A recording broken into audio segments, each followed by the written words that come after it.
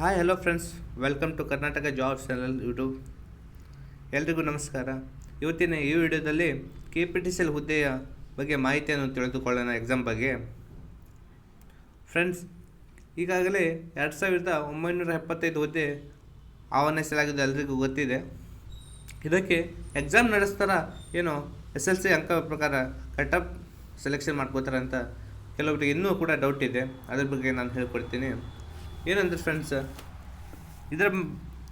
ಈ ವೇಕೆನ್ಸಿ ಬಗ್ಗೆ ಆಲ್ರೆಡಿ ತುಂಬ ದೊಡ್ಡ ಮಟ್ಟಿಗೆ ಹೋರಾಟ ನಡೆದಿದೆ. ಎಲ್ಲಂದರೆ ಬೆಂಗಳೂರು ಫ್ರೀಡಮ್ ಪಾರ್ಕ್ನಲ್ಲಿ ತುಂಬ ದೊಡ್ಡ ಮಟ್ಟದಲ್ಲಿ ಹೋರಾಟ ನಡೆದಿದೆ ಆಲ್ರೆಡಿ.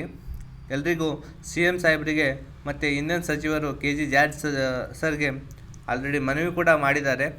ಯಾವುದು ಅಂದರೆ ನಮ್ಮದು ಅಖಿಲ ಕರ್ನಾಟಕ ವಿದ್ಯಾರ್ಥಿ ಸಂಘದಿಂದ ಹೋರಾಟ ತುಂಬ ದೊಡ್ಡ ಮಟ್ಟದಲ್ಲಿ ನಡೆದಿದೆ. ಓಕೆ, ಇಂಧನ ಸಚಿವರಿಗೆ ಹೇಳಿದಾಗ ಅವರಂದರು ಇದು ಗ್ರೂಪ್ ಡಿ ಹುದ್ದೆ ಆಗಿದ್ದು, ಆದ ಕಾರಣ SSC ಕೊರೋನಾ ಬ್ಯಾಚ್ 2020ರಲ್ಲಿ ಕೂಡ ಅದೇ ಬ್ಯಾಚ್ ನಡೆದಿದೆ. ಅದಕ್ಕಾಗಿ ಗ್ರೂಪ್ ಡಿ ಹುದ್ದೆಯನ್ನು SLC ಅಂಕ ಪ್ರಕಾರನೇ ಸೆಲೆಕ್ಷನ್ ಮಾಡ್ಕೋತೀವಿ ಅಂತ ಅವ್ರು ಹೇಳಿದರು. ಆದ ಕಾರಣ KPTCL MD ಕೂಡ ಪಂಕಜ್ ಕುಮಾರ್ ಸರ್ ಅವರಿಗೆ ಕೂಡ ನಾವು ಮನವಿ ಮಾಡಿದ್ವಿ. ಅವರು ಕೂಡ ಅದೇ ಪ್ರಕಾರ ಹೇಳಿದರು. ಹಾಗಾಗಿ ಫ್ರೆಂಡ್ಸ್, ಎಲ್ಲರೂ ಏನಂದರೆ ಇದಕ್ಕೆ ಎಷ್ಟು ಜನ ಅಭ್ಯರ್ಥಿ ಅರ್ಜಿಯನ್ನು ಸಲ್ಲಿಸಿದರೆ ನೀವು ನೋಡಬೇಕಾಗುತ್ತದೆ. ನಾನು ತೋರಿಸ್ತೀನಿ. ಟೋಟಲಿ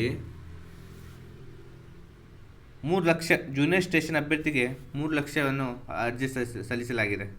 ಮತ್ತು ಪರಿಚಾರ ಹುದ್ದೆಗೆ 3.5 ಲಕ್ಷ ಅಭ್ಯರ್ಥಿಗಳು ಅರ್ಜಿ ಸಲ್ಲಿಸಲಾಗಿದೆ. ಟೋಟಲ್ ಎಷ್ಟಂದರೆ 6 ಲಕ್ಷ 6.50 ಲಕ್ಷ 6.5 ಲಕ್ಷ ಅರ್ಜಿಯನ್ನು ಸಲ್ಲಿಸಲಾಗಿದೆ. ಓಕೆ, ಇದು ಗ್ರೂಪ್ ಡಿ ಹುದ್ದೆ ಆಗಿದ್ದು, ಆದ ಕಾರಣ SSC ಕೊರೋನಾ ಬ್ಯಾಚ್ ಏನಿದೆ ನೋಡಿ 2020 ಬ್ಯಾಚ್, ಅವರು ಎಲ್ಲರೂ ಕೂಡ 99% ಮಾರ್ಕ್ಸ್ ತೊಗೊಂಡಿದ್ದಾರೆ. SSLCಯಲ್ಲಿ 99%. ಮತ್ತು ಅವರೆಲ್ಲರೂ ಕೂಡ ಅದೇ ಸೆಲೆಕ್ಷನ್ ಆಗ್ಬೋದಲ್ಲ. ಮತ್ತು ನಾವೆಲ್ಲ ಅರ್ಜಿ ಸಲ್ಲಿಸೋದು ಏನು ಪ್ರಯೋಜನ? ಓಕೆ, ಹಾಗಾಗಿ ನೀವು ಆಯಾ ಜಿಲ್ಲೆಗೆ DC ಸಾಹೇಬರು ಸರ್ ಇರ್ತಾರೆ ನೋಡಿ, ಅವರಿಗೆ ಅರ್ಜಿಯನ್ನು ಸಲ್ಲಿಸಿ, ನಿಮ್ಮ ಮನವಿಯನ್ನು ಸಲ್ಲಿಸಿ.